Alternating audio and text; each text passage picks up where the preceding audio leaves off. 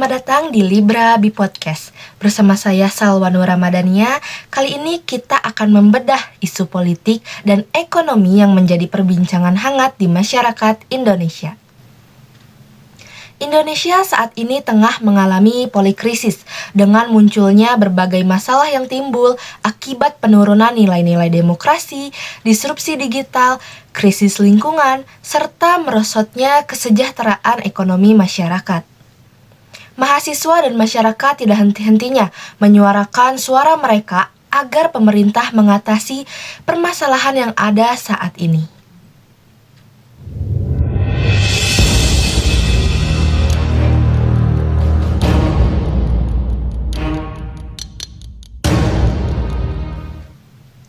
Seperti yang kita tahu, Indonesia baru saja menyelesaikan rangkaian pemilihan umum serentak pada tahun 2024, termasuk pemilihan presiden, legislatif, dan kepala daerah. Dengan antusiasme publik yang tinggi terhadap demokrasi, meskipun tensi politik cukup memanas. Pada pemerintahan yang baru, sudah banyak isu-isu yang menonjol seperti penguatan gerakan masyarakat sipil dan generasi muda dalam mengawal agenda anti korupsi serta transparansi kebijakan. Namun, isu yang masih hangat hingga saat ini adalah permasalahan RUU TNI. Alasan masyarakat menolak RUU TNI adalah adanya peraturan atau hukum yang tampak tidak mendukung rakyat. Dalam video Presiden Prabowo menjawab bersama 7 jurnalis, ia mengatakan bahwa RUU TNI dipercepat untuk disahkan karena fenomena cepatnya pergantian pemimpin. Jadi ini hanya untuk memperpanjang usia pensiun TNI. Namun yang menjadi kontroversial adalah bertambahnya izin lembaga menjadi 14 lembaga. Karena jika TNI memegang kekuasaan politik lebih luas, dapat memungkinkan adanya dewi fungsi. Apakah pemerintah kita tidak belajar dari masa lalu?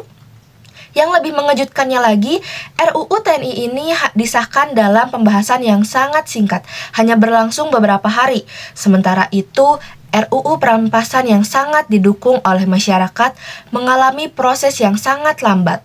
Tentunya ini menimbulkan kegeraman masyarakat terhadap kebijakan pemerintah dan DPR yang memutuskan hal tersebut secara langsung. Gerakan ini juga membuat masyarakat berkomentar di media sosial, serta maraknya tagar "kabur aja dulu" dan "Indonesia gelap" sebagai bentuk protes masyarakat terhadap pemerintah Indonesia. Bahkan, permasalahan ini telah mencuri perhatian pemerintah Jepang dan warga negara asing yang turut memperhatikan keadaan Indonesia saat ini. Pemerintah juga saat ini bangga dengan pertumbuhan ekonomi 5,1% di kuartal pertama 2024. Namun, mari kita coba lihat lebih dalam. Pertama, 60% kontribusi PDB masih berasal dari Jawa. Di Papua dan NTT, tingkat kemiskinan masih di atas 20%. Sementara anggaran untuk kesehatan hanya 20 triliun rupiah. Dibandingkan dengan proyek megah IKN yang menelan 500 triliun. Kedua, pemerintah harus mengakhiri politik transaksional. UU Cipta Kerja yang digadang-gadang bisa menarik investasi.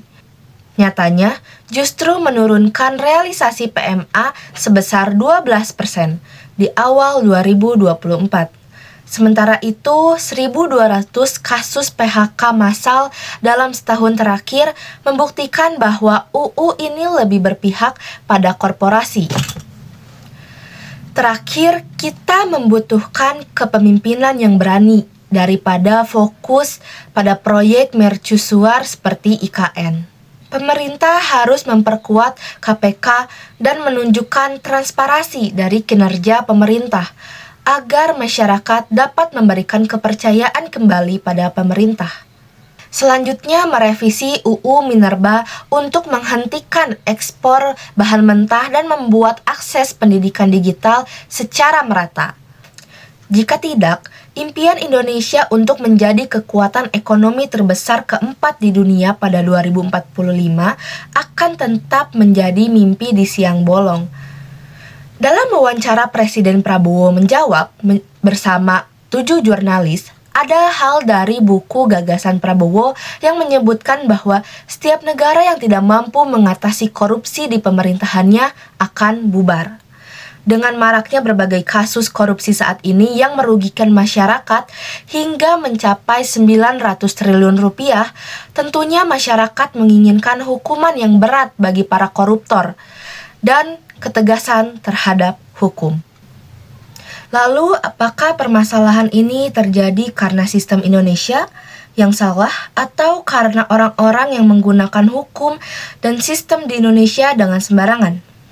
Dalam buku yang saya baca, menurut Plato, sebuah negara sama seperti tubuh manusia yang terdiri dari 3 bagian, kepala, dada, dan perut.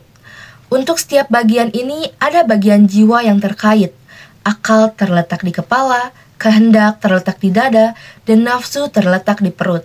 Masing-masing dari bagian jiwa memiliki cita-cita atau kebajikan. Akal mencita-citakan kebijaksanaan, kehendak mencita-citakan keberanian, dan nafsu harus dikekang supaya kesopanan dapat ditegakkan. Filsuf Plato membayangkan sebuah negara yang dibangun dengan cara yang persis seperti tubuh manusia. Sebagaimana manusia yang sehat dan selaras mempertahankan keseimbangan dan kesadaran, begitu pula negara yang baik.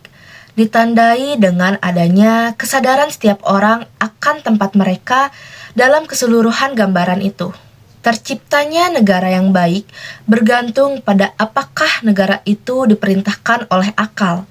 Sementara akal sehat tidak ditentukan oleh lingkungan, setiap orang memilikinya. Sekarang, yang bisa kita lakukan adalah jangan diam. Kritik kebijakan yang tidak berpihak kepada rakyat, dukung gerakan masyarakat sipil yang memperjuangkan transparansi, dan jangan pernah percaya pada narasi pertumbuhan ekonomi tanpa mengecek siapa yang diuntungkan. Kita berada di persimpangan. Apakah kita akan membiarkan oligarki menguasai negeri ini atau bangkit bersama untuk merebut masa depan? Saya Salwa Nur Ramadhania, pamit undur diri dan sampai jumpa di episode berikutnya.